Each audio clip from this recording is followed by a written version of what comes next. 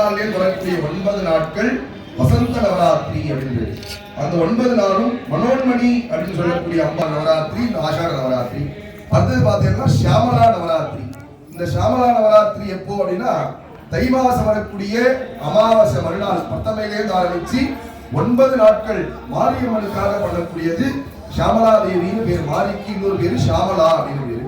அந்த ஷியாமலா நவராத்திரின்றது மகாமாரியை உத்தேசி பண்றது. இந்த சாரதா நவராத்திரியை எல்லா இடத்துலயும் பிரசித்தமா பண்றா. எல்லா இடத்துலயும் பாத்தீங்கன்னா இந்த நவராத்திரி தான் நல்லா கிராண்டா பண்ணுவாங்க.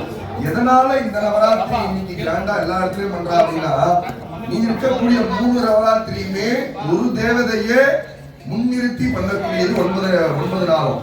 ஆனா இந்த சாரதா நவராத்திரி மட்டும் இருக்கக்கூடிய 9 நாளையும் 3 பாகமா பிரிச்சு முப்பெரும் தேவியரை கொண்டாடுறதுதான் இந்த சாரதா நவராத்திரி அப்படின்னு. எப்படி எல்லா இடத்துலயும் அமைச்சர்கள் இருப்பா, ஆனா அந்த அமைச்சர்கள் இந்த நவராத்திரி 9 நாட்கள். இந்த 9 நாள்ல முதல் 3 நாள் நம்மளுடைய வாழ்க்கையில இருக்கக்கூடிய கார்ல போக்குறதுக்கும் நம்ம வாழ்க்கையில் இருக்கக்கூடிய துக்கங்களை போக்குறதுக்காக காளின்னு சொல்லக்கூடிய அம்பாவை உத்தேசி பண்றது முதல் 3 நாள். இரண்டாவது 3 நாள் நம்மளுடைய வாழ்க்கையில செல்வம், அதாவது லட்சுமி அப்படின்னா ஒரு செல்வத்துக்கு மட்டுமே லட்சுமி அப்படிங்கிறது கிடையாது. மொத்தம் 16 லட்சுமி, 16 பெரிய சேர்ந்ததுதான் மகாலட்சுமி அப்படின்னு. தனம், தானியம், கேது, புகழ், வளமை, இளமை அப்படின்னு சொல்லக்கூடிய 16 செல்வமும் ஒரு மனுஷனுக்கு வேண்டும் அப்படின்றதுக்காக அடுத்த 3வது நாள், அதாவது 4வது நாள்ல ஆரம்பிச்சு 6வது நாள் வரையும் மகாலட்சுமியை உத்தேசி பண்றது. அதுக்கப்புறம் கடைசியா இருக்கக்கூடிய 3 நாட்கள் ஞானத்தை தரக்கூடிய தேவியாக இருக்கக்கூடிய சரஸ்வதியை உபதேசி பண்றது. கடைசி, அதாவது கடைசியில சரஸ்வதி முடிக்கிறதுனால சரஸ்வதிக்கு சாரதா அப்படின்னு இந்த நவராத்திரிக்கு சாரதா நவராத்திரி. இந்த நவராத்திரியோட மகத்துவத்துல முதல் நாள் நம்மளுடைய ஆலயத்துல கைலாய காட்சின்னு பேர். இதுக்கு பேர் என்ன அப்படின்னா கைலாய காட்சி. சுவாமி, விநாயகர், முருகர், அம்பாள் 4 பேரும் சேர்ந்து சிவ குடும்பமா தரிசனம் கொடுக்கிறது யாரு அப்படின்னா அதுக்கு பெயர் என்ன அப்படின்னு கேட்டீங்கன்னா கைலாய காட்சின்னு பேரு. இந்த மாதிரி சுவாமி யாருக்கு தரிசனம் கொடுத்தார் அப்படின்னு கேட்டீங்கன்னா ஒரே ஒருத்தருக்கு தான் கொடுத்தார். யாருக்கு கொடுத்தார்? சுந்தரருக்கு மட்டுக்கா 63 நாயன்மார்களுக்கும் சுவாமி எப்படி காட்சி கொடுத்தார்னா, இப்ப நடுவுல இருக்காரு பார்த்தீங்கன்னா ரிஷபாரூடர்னு பேரு. கீழே ரிஷப வாகனம் இருக்கு, சுவாமி அம்பாள் மேல உட்கார்ந்து இருக்காங்க, அதுக்கு பெயர் ரிஷபாரூடர் அப்படின்னு பேரு. அவ மட்டும் இருந்தா ரிஷபாரூடர்னு பேரு. சுவாமி எல்லாருக்கும் எப்படி காட்சி கொடுத்தார் அப்படின்னா ரிஷபாரூடரா மட்டும்தான் காட்சி கொடுத்தார். ஆனா சுந்தரரை எதுக்காக கைலாய காட்சி கொடுத்தார் அப்படின்னா, சுந்தர பகவான் யாரு அப்படின்னு கேட்டீங்கன்னா சாட்சாத் பரமசிவன். எப்படி நால்வர்ல இருக்கக்கூடிய சுந்தரர் யார் அப்படின்னு கேட்டீங்கன்னா சாட்சாத் அந்த பரமேஸ்வர. சுவாமி என்ன பண்றாரா, எப்பயுமே கபாலிகனா இருக்காரு. அதாவது புலித்தோலை கட்டிண்டு மண்ட ஓடுகிற மாலையா அணைஞ்சிட்டு காட்டத்துல இருக்கக்கூடிய சாம்பலை எடுத்து உடம்பெல்லாம் பூசி இருக்காரா. உடனே சுவாமிக்கு தன்னை அழகுபடுத்திக்கணும்னு ஒரு எண்ணம் வருது. அந்த அழகுபடுத்தின்னு கண்ணாடி பின்னாடி போய் நிக்கிறாரு சுவாமி. சுந்தரா வா அப்படின்னு ஒரு வாக்கியம், ஒரு வார்த்தையோட சொல்றார். உடனே அந்த கண்ணாடியிலேருந்து ஒரு பிம்பம் வெளில வருது. எப்படி அவர் பார்க்கிற அந்த கண்ணாடி, இப்ப நம்ம பார்த்தா நம்மளுடைய முகம் கண்ணாடியில பிரதிபலிக்குது பார்த்தீங்களா, அதே மாதிரி சுவாமியோடைய முகம் அந்த கண்ணாடியில பிரதிபலிக்குது. அந்த சுவாமி அந்த அழகை பார்த்து சுவாமி என்ன பண்றார், சுந்தரா வா அப்படின்றார். சுந்தரம் அப்படின்னா அழகுன்னு பொருள். அழகுக்கு சம்ஸ்கிருதத்துல சுந்தரம் அப்படின்னு. இந்த மாதிரி சுவாமி அந்த கண்ணாடியை பார்த்து சுந்தரா வா அப்படின்னு என்ன பண்றாரா, கண்ணாடியிலிருந்து ஒரு உருவம் வெளில வருது. அந்த உருவம் யாரான்னு கேட்டா சாட்சாத் பரமசிவன். இப்படி அந்த உருவம் யார் அப்படின்னு கேட்டீங்கன்னா சாட்சாத் பரமசிவன். சுந்தரனுடைய வரலாறுலாம் பார்த்தீங்கன்னா அவ்வளோ ஒரு மகத்துவமான வரலாறு. அவர் பண்ணதெல்லாம் கொஞ்சம் ஆதிசைவர் குலத்துல பிறந்தவர் யாராருன்னா சுந்தரர். அப்படி சிவாச்சாரியாரா குருக்களா பிறந்தது யாரு நாயன்மார்கள்ல அப்படின்னு கேட்டீங்கன்னா சுந்தரேஸ்வரர் தான் குருக்களா பிறந்தார். அந்த சுந்தரேஸ்வரருக்கு மட்டும்தான் இந்த மாதிரி கைலாய காட்சியா சுவாமி காட்சி கொடுத்தார். அதே மாதிரி இன்றைய நவராத்திரியில நம்மளுடைய ஆலயத்துல சுவாமி கைலாய காட்சி கொடுத்திருக்கார். நல்லா தரிசனம் பண்ணிட்டு தொடர்ந்து சுவாமிக்கு தீபாராதனை நடக்கும் போது நல்லா பிரார்த்தனை பண்ணிக்கோங்க. நேரம் இன்னைக்கு கம்மியா இருக்கிறதுனால சின்னதா இருக்கு, நாளையில இருந்து நல்லா பார்த்துக்கலாம். இப்ப தொடர்ந்து தீபாராதனை ஆகும் போது எல்லாம் நல்லா சுவாமியை நல்லா பிரார்த்தனை பண்ணிக்கோங்க. கைலாய காட்சி, அதாவது அதே மாதிரி இன்னொரு விஷயம் என்னன்னா, கைலாய காட்சி எதுக்குடா பிரதானம்னு கேட்டா, எல்லா விஷயங்களும் நிறைய விஷயங்கள்லாம் இருக்கு. பூஜையில பாத்தீங்கன்னா ஒவ்வொன்றுக்கும் ஒரு விஷயங்கள் சொல்லியிருக்கா. சுவாமியை தனியா பார்த்தா ஒரு பலன், சுவாமி அம்பாலை சேர்த்து பார்த்தா ஒரு பலன், சுவாமியோடைய வலது பக்கத்துல அம்பாலை பார்த்தா கல்யாண பலன், சுவாமியோட இடது பக்கத்துல அம்பாவை பார்த்தா ஒரு பலன், இந்த மாதிரி சுவாமி அம்பாள் விநாயகரை மட்டும் பார்த்தா ஒரு பலன், சுவாமி அம்பாள் முருகரை மட்டும் பார்த்தா ஒரு பலன், இந்த மாதிரி கைலாய காட்சியா சுவாமியை பார்த்தா என்னடா பலனுன்னா, எப்பயுமே இந்த ஆன்மா எங்க இருக்கும் அப்படின்னு கேட்டா சுவாமியோடைய ஐக்கியத்திலேயே இருக்குமா. அதாவது நம்ம இங்க பிறந்துட்டோம், இந்த இப்ப இருக்கக்கூடிய இந்த காலகட்டத்துல இந்த தேசத்துல நம்ம பிறந்துட்டோம். பிறந்த மனுஷன் எல்லாமே அனுபவிச்சுதான் ஆகணும். வாழ்க்கையில இன்பம் துன்பம் எல்லா கட்டங்களும் ஒரு மனுஷன் அனுபவிச்சுதான் ஆகணும். ஆனா அதை அனுபவிச்சுட்டு என்ன பண்ணலாமா, அந்த மனுஷனுடைய ஆன்மா சுவாமி அந்த மனுஷ வாழ்க்கை எதுக்குடா அப்படின்னு நாவுக்கரசர் கேட்கிறாரா. நாவுக்கரசர் கிட்ட ஒரு நம்ம மாதிரி ஒரு சாமானிய மனுஷன் கேட்கிறா. நாவுக்கரசர் சொல்றாரா, சுவாமி இந்த லோகத்துல இருக்கக்கூடிய சந்தோஷத்தை படைக்கிறதுக்காக உங்களுக்கு இந்த உடம்ப சுவாமி கொடுக்கல. சுவாமி எதுக்காக உங்களுக்கு இந்த உடம்ப கொடுத்தார் அப்படின்னா, அந்த சுவாமியை விட்டு நம்ம பிரியாம இருக்கிறது இப்படி, அந்த சுவாமியை விட்டு நம்ம எப்படி பிரியாம இருக்கணும் அப்படின்னு யோசிக்கிறதுக்காகவும், அந்த சுவாமியை நம்ம தேடி போறதுக்காகவும் தான் இந்த மனுஷ ரூபம் தெய்வம் மானுஷ ரூபேனே அப்படின்னு ஒரு வாக்கியம் ஒண்ணு இருக்கு. அது மாதிரி நம்ம உட்கார்ந்து இருக்கோம்னா இந்த இடத்துலயே சுவாமி இருப்பார். இந்த மாதிரி எதுக்காக இந்த கைலாய காட்சி அப்படின்னா, நம்மளுடைய ஆன்மாவாகப்பட்டது சுவாமியோடைய லயிச்சு இருக்கணும் அப்படின்றதுக்காக தான், அதை பொருட்டுதான் சுவாமி இந்த கைலாய காட்சி கொடுப்பார். அப்பேற்பட்ட ஒரு அற்புதமான காட்சி நம்மளுடைய நிர்வாகத்தின் மூலமா நம்ம கோவில்ல கைலாய காட்சி எடுப்பிருக்கா. தொடர்ந்து சுவாமிக்கு இப்போ தீபாராதனை ஆகும்போது நல்லா பிரார்த்தனை பண்ணிக்கோங்க.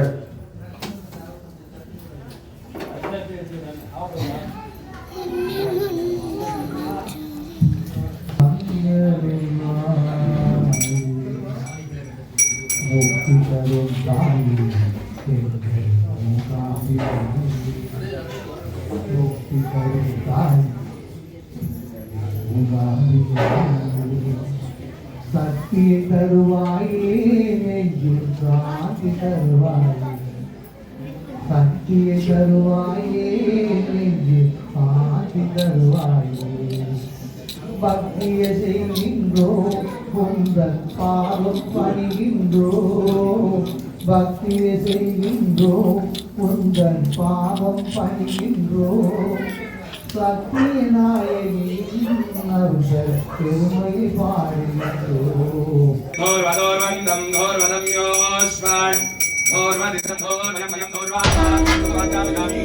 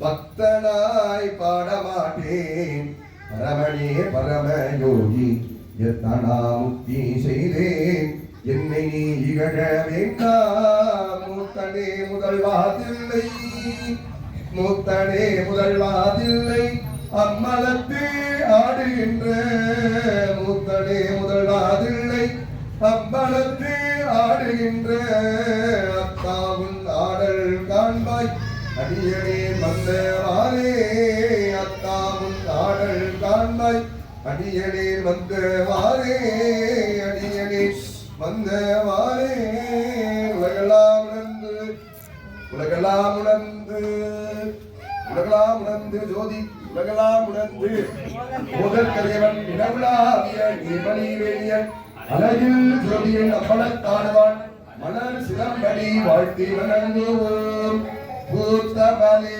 புவனம் 14 பூத்த வண்ணமோ காத்தவனே பின் கரந்தவனே கரை கண்டதற்கு மூத்தவனே என்று மூவா முகுந்தற்கு இளையவனே மாற்றவனே உன்னை அன்றி மற்றோர் தெய்வம் வந்திப்பதே பாண்புள் விழாதிக மணிவனம் சுரக்க மன்னன் கோள்முறை அரசு செய்க உலகிலாவீர்கள் வாழ்க நான்மறை அறங்கள் ஓங்குக நத்தமம் வேள்வி மல்க மேன்மை கொள் செய்வ நீதி விளங்குக உலகெல்லாம்